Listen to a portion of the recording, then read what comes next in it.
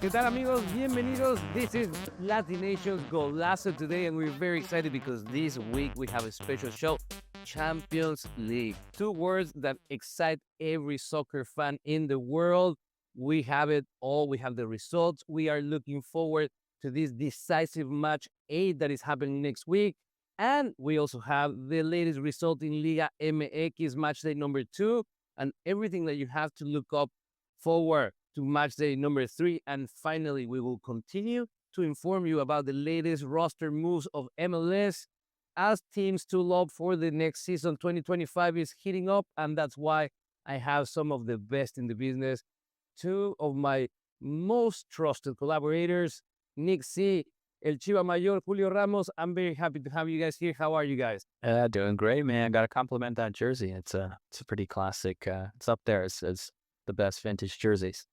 That Netherlands team was at a whole other level. Chiva, how are you? Doing great, man. Ready to talk about el deporte más hermoso del mundo, fútbol. Let's get going, guys. First of all, what a match day number 7 for Champions League. We had some exciting games, a lot of goals, some upsets, some games that we didn't expect it to be as exciting as it were. And let's start where everybody's attention is at. That 5-4 comeback from Barcelona, getting inside Benfica. It seemed like they were going to lose the game.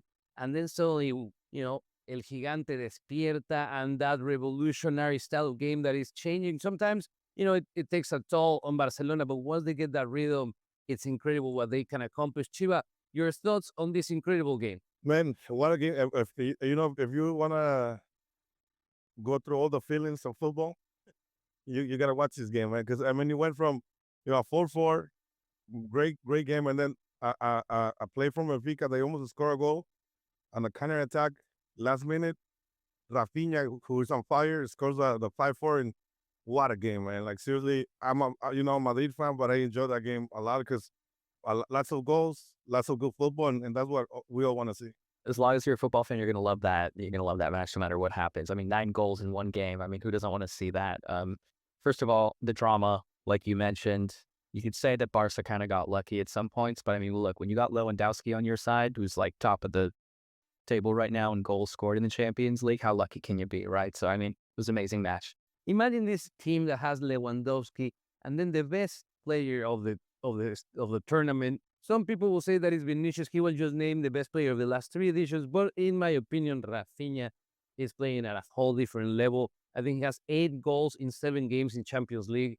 And like Chiva, you mentioned it, just that counter attack, last play of the game, at a very close call where, some people will ask for a penalty kick there. I don't think so. The keeper clearly slaps the ball first before the play. And then that long ball, he just takes the ball all the way down, just that little juke, and off it goes to the net.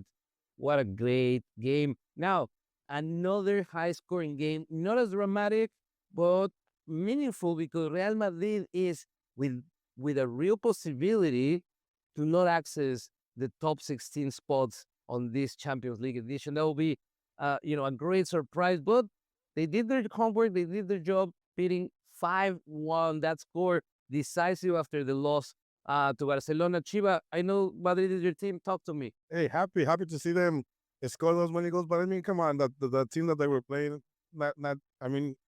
they went home happy, scoring 1 goal against Madrid. I got to say that they could score way more goals. Madrid.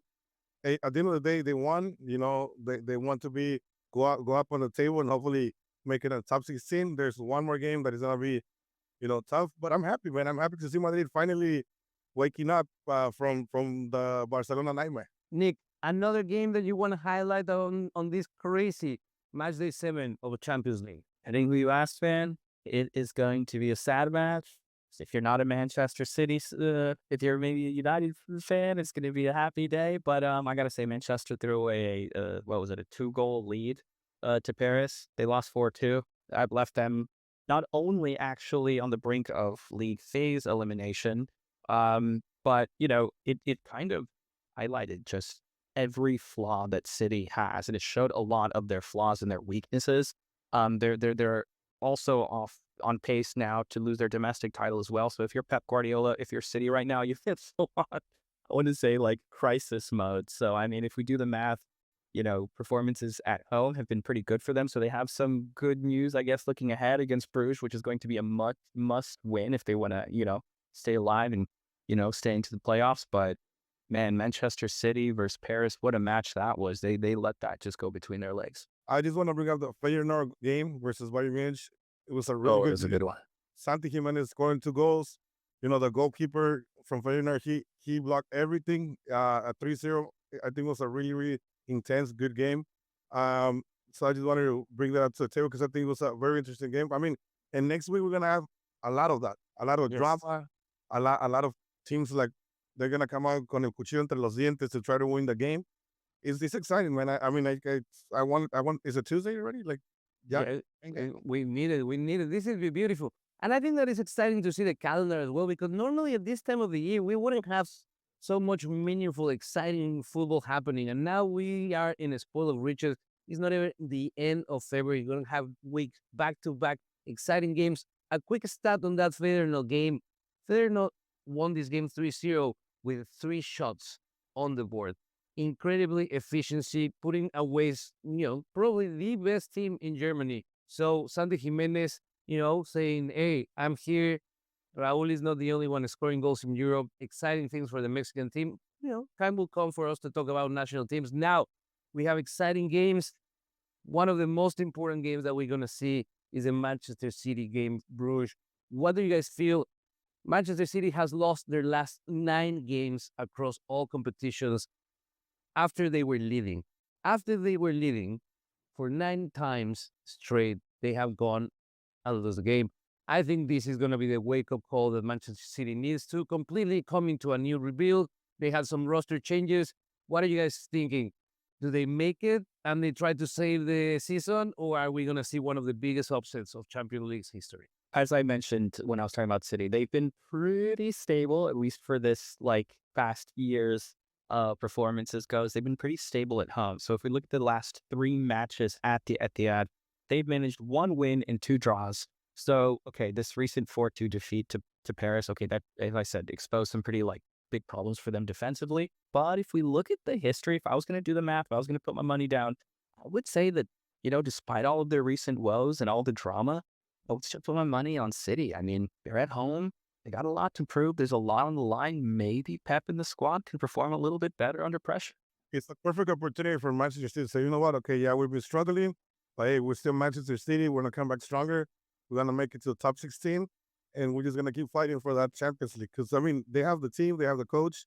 He hasn't been going good for them, but, they're playing home. So at the end of the day, just like Nik said, I think it's going to be City all the way, man. I think that we're going to have some of the greatest soccer played in recent years next Tuesday, when we have so many games happening at the same time. We, for sure, are going to be glued to the screen, bringing you the best, the latest, and the greatest that happens, and how this next knockoff round and the 16 that get to have a bye week, waiting for those winners. Very exciting. I feel like this new format, guys, is great for the competition. It has kept people engaged in the initial phase of the Champions League that normally was a snooze fest. You will know very quickly which teams were going to advance, and now you have real narratives. You have a Real Madrid that is struggling to show dominance and become one of the top 16 teams that you wouldn't think of.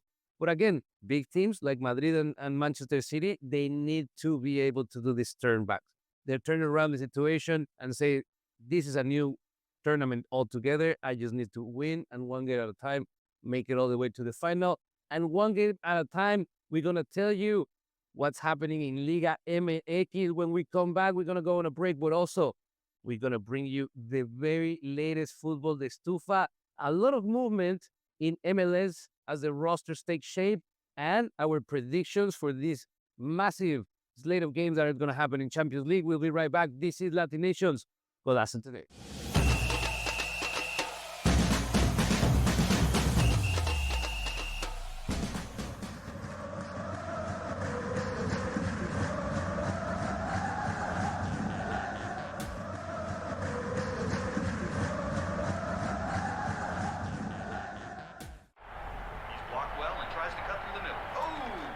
Your gut says Miami is going to win, and you should take the over.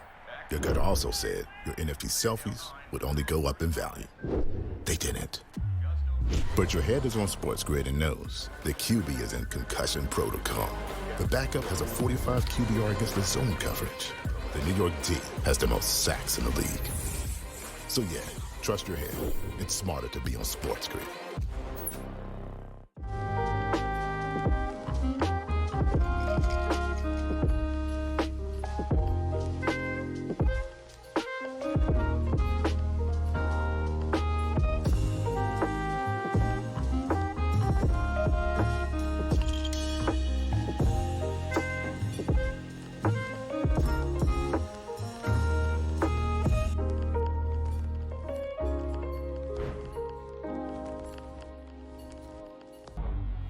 Two guys that can do it all. Too much electricity this morning. This is a good time. We're having a lot of fun. I had to do a triple take. Ka-ching!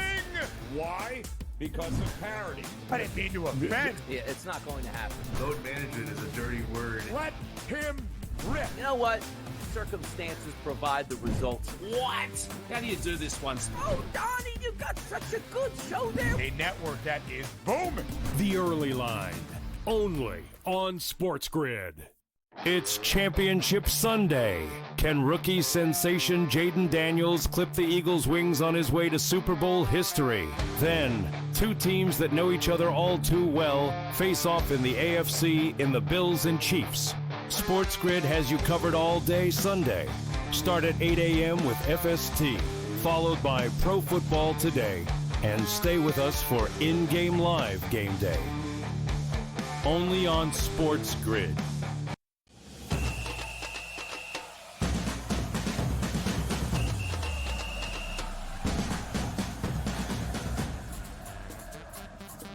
¿Qué tal, amigos? We're back here in Latin Nation's Golazo today, and we're very excited because we have everything about Liga MX.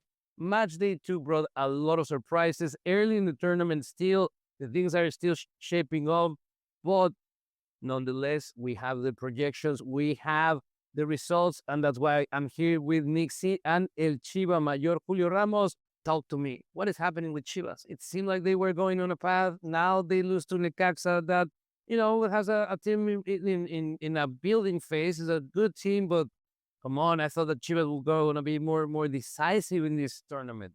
I mean, you know, the result says that we lost 3-2. I think overall, the fact that we have a new coach, I think he's trying players on different positions.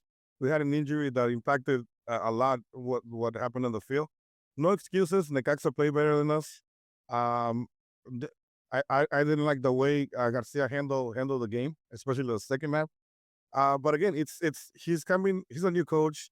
There's a lot of youngsters. We gotta be patient. It's just, you know, the week 2. Unfortunately, we were short 3-2. It wasn't bad. And then La Ley del Ex, right? Pavel Perez scores for Necaxa, signing from Chivas to Necaxa. And the good thing about it is that he didn't celebrate. He asked for forgiveness. I forgive you, Pavel Perez. But it was a great game. Overall, it was a really good game, 3-2. Can't complain about that. For me, it was sad because we lost. But hey, I think that they're gonna make the playoffs for sure. Let's hope so, because Chivas need a tournament that puts them back in the conversation as a top team in the Mexican tournament. Nik, any games that you really, really like this weekend? You know, one squad in particular that's kind of stood out to me so far, and it's maybe not the kind of team that has the same pedigree that maybe Guadalajara or, you know, America have, but it's Tigres. They're coming out really strong so far, and they're really playing very well. I'm not just saying that because of their coach as a former fellow countryman of mine, Veljko Paunovic, Profe Pauno, but Tigres are looking so good right now, and again, I mean, to go back to Chivas, and they're looking ahead now towards this Chivas match, and a lot of people are, you know, put their money on Tigres against Chivas. Again, something you might not necessarily expect. We'll have to see what happens with that. But Tigres, I guess, you know, against Mazatlan, obviously they're the stronger team, but still, I wasn't surprised by their result,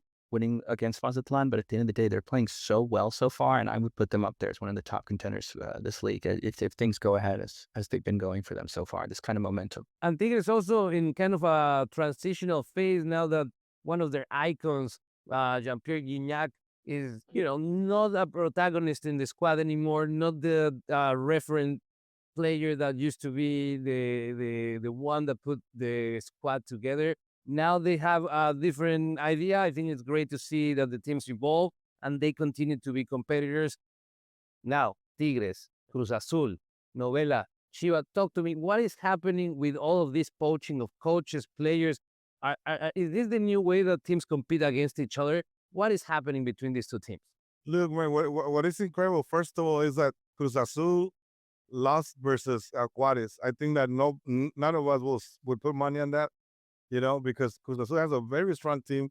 They made it even stronger with the additions of Luca Romero, Chiquete Orozco, Omar Campos, and right now they're still talking to Matias Bogus.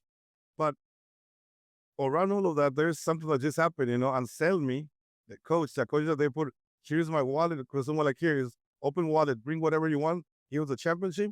All of a sudden, gets a call from Portugal. He's like, you know what, guys? Bye-bye. I'm not going to be here anymore. La telenovela is going on, man. You saw fans of Cruz Azul waiting for Anselmi, throwing money at him. And they're starting to compare, like, what was worse? Gago leaving to Boca Juniors the way he did, or Anselmi? If you ask me, I think Anselmi is leaving for the money. Gago left because for the long choose Boca Juniors. So, man, it's a telenovela. It's crazy that it's happening in the Mexican League a lot. And they got to work on something, because at the end of the day, the teams are spending money and then the coaches are just leaving and not caring about the project. The reality is that the Liga MX has proven around the world that it's a developing ground for especially coaches. A lot of coaches has come to the Mexican League, established their curriculum. Mexican coaches and foreign coaches create their style of play. They are able to showcase it with players that are, above average technically and tactically than the rest of the world. I think the Mexican League, for all their shortcomings, it's also a league that is well above the level of play of many other leagues beside the top flights in Europe. And you will compete, like we've seen in the Copa Libertadores, with the rest of the continent in South America. Now, mis Pumitas, they don't seem to be able to hold this winning momentum. They lose with Querétaro. Querétaro playing with one less player after the red card, and that was not enough for Pumas to be able to put a convincing result. They look slow. They look a little bit soft. They still learning. Second match day, not too crazy about the performance of my Pumas, but there's rematches. There's always a next game this weekend. Some of the games that we're going to be watching, Chivas, what is the one that I know you're going to be watching just with Nick. Chivas, Tigres, any predictions over there? Sorry to say this, but I think Chivas' form right now kind of speaks for itself. They're going up the high-flying Tigres, which I said kind of have some momentum behind them. So right now, I'm kind of seeing one winner here. It's Tigres. It's fair for you to say that Tigres look more solid. They have a kind of like a better squad than Chivas, but I think Chivas en la casa se respeta, and I think it's gonna be a draw. I think it's gonna be a 2-2. It's gonna be an interesting match. One match that I'm really looking forward to, just because of the fact that they have ni más ni menos que James Rodriguez. That of the game versus Atlas, León was struggling with Atlas. I think they were down 1-0. James comes in, they committed a penalty kick, they end up winning the game 2-1. It was so good to see James Rodriguez come in the field and literally own the field. Like, it's a top of the quality of players that you want in the league, any league. So I'm really looking forward to see how is he going to do in the next match, if he's going to play the full 90 minutes. It's going to be very, very exciting to see him play in the league. You know that I'll be watching Pumas contra Atlas. Saludo especial a mi amigo Luis. We're going to take the win. Atlas is going to take another loss because Pumas is just a better team than Atlas. I know it. Also, another game that people should be watching out for, the Monterrey contra Pachuca. This is going to be a great game, a sleeper game. If you're into it, I will put this to be a high-scoring game. These teams go out and they score a lot. So at least 2.5, 3 goals. That's my spread. Monterrey taking this game. Guys, excellent analysis, excellent predictions, but we have to go on break here in Latin Nation's Golazo today.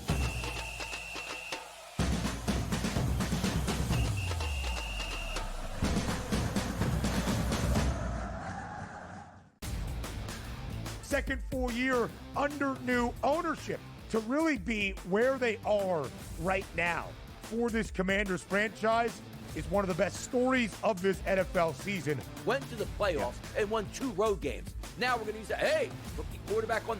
No more rookie quarterback. He's already arrived in the NFL as a legitimate quarterback. And can you say, Ben, is he already top 5? The Early Line.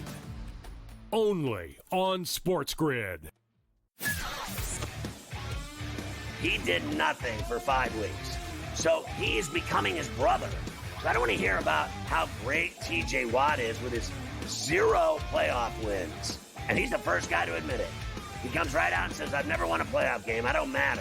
All right, at least we all know who the best player on the team is. It's George Pickens. If you don't believe that, well, then screw you, too. Pharrell, Coast to Coast. Only on SportsGrid. We'll see if they get McCain back. Kelly Oubre, Yabusele's been good. Caleb Martin's a defensive specialist. Andre Drummond can still give you, almost a double-double at any point. I can't go south on this team. And now you're giving it to me at 2-1 to make the playoffs? To be in the Final 8? Folks, give me the Philadelphia 76ers to make the playoffs at plus 210. Betting above the rim. Only on SportsGrid. We all know MVPs don't win the Super Bowl. It's not about MVPs, man. The only MVP, fine. Win the MVP in the Super Bowl. Nobody cares about the MVP in the regular season besides people that bet on it, the actual player themselves, and their agent that's getting a cut of the bonus money. Other than that, who cares? What do you care who wins the MVP? Like I said, unless you bet on it. Right? If you bet on it, fine. Then I guess you care. Sports Rage tonight. Only on SportsGrid.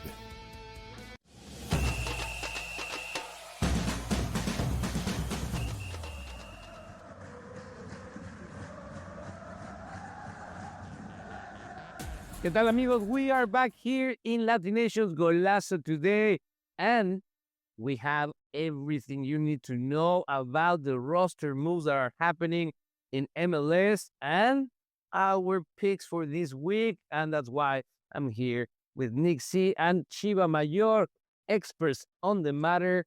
And we see LAFC changing up the team in a real way. Now, I think that is taking a page out of the Columbus book and bringing a lot of very, very experienced MLS players into the fold, creating a very mature team, in my opinion. Mark Delgado coming from Galaxy, that was really striking to me.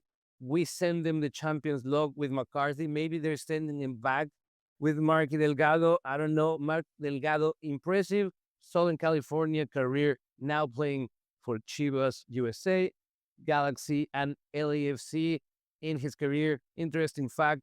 How do you feel about losing such an important player, Nick?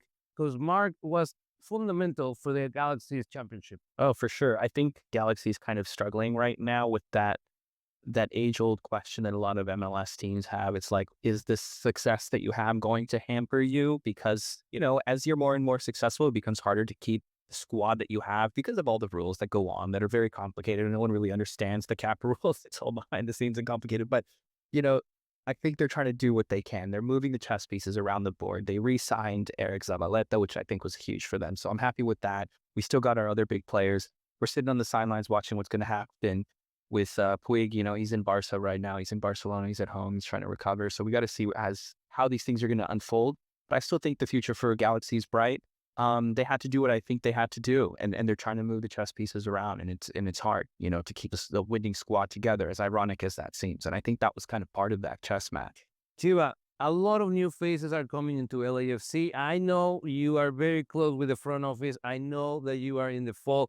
Tell me, what's your take? What's happening at LAFC? I mean, look, first of all, let me say that I'm very happy that we got Marky Delgado, proven player. I know him since he was a youngster with Chivas USA. He also won a trophy with Toronto when he was in Toronto. He was a key player for Toronto, and then he went to Galaxy.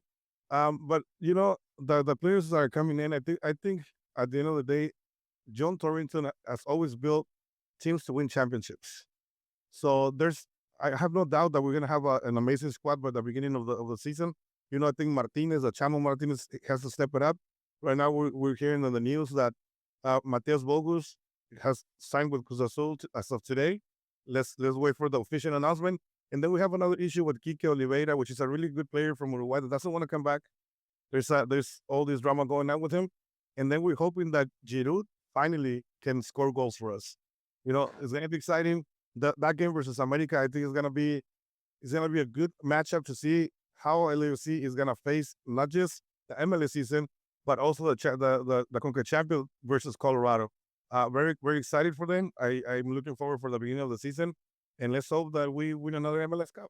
Very exciting things happening at MLS, but it's time for us to move on to the picks. We haven't done picks in a while, but we are back better than ever. And Champions League, final match day of the league phase. Guys, tell me, Juventus versus Benfica, who has this game? It's gonna be tough one, but I think Juventus is they're gonna shine up and they're gonna win it 2-1. I think Benfica's gonna come out on top. They're hungry. They're gonna want to do some damage after what just happened to them with Barca. Now, another very important game is Stuttgart versus PSG. What's your take, Nick? PSG is looking so good. I'm saying PSG 2-0. Dembele with a hat-trick. I am going to disagree. I'm going to go with Stuttgart. Another one that we've talked about it, and probably the most exciting games and the biggest odds to win or lose, Manchester City versus Club Brugge. Nick, I know. Tell me again, who are you going with? I'm going with City. I'm putting my money on City despite their recent woes. They're going to come out on top because they just don't have any other choice. They're going to be hungry. They're going to score some goals. 2-0. They're going to be hungry. They're going to be angry. They're going to score more than 3 goals for sure. And now my extra predictions for who takes it all. I say that Atletico de Madrid is going to win the Champions League. After the comeback that we saw this week, there is magic in that squad. Nick, who's your pick right now to take it all? We'll revisit this in a few weeks. All right. Get me on tape saying that Barca goes far, takes it all the way. And what about you, Chiva? Let's close this show strong. Who is going to take the Champions League home this season? El Rey, Real Madrid. There you have it. We'll come back here in a few weeks to see if we had these right picks. And with that, we close this edition of Latin Nations Golazo today. Thank you, Chiva. Thank you, Nick. As always, top-notch work. And we'll be back next week with more football, more soccer, and more of everything that you love about Latin Nations Golazo today. Peace out.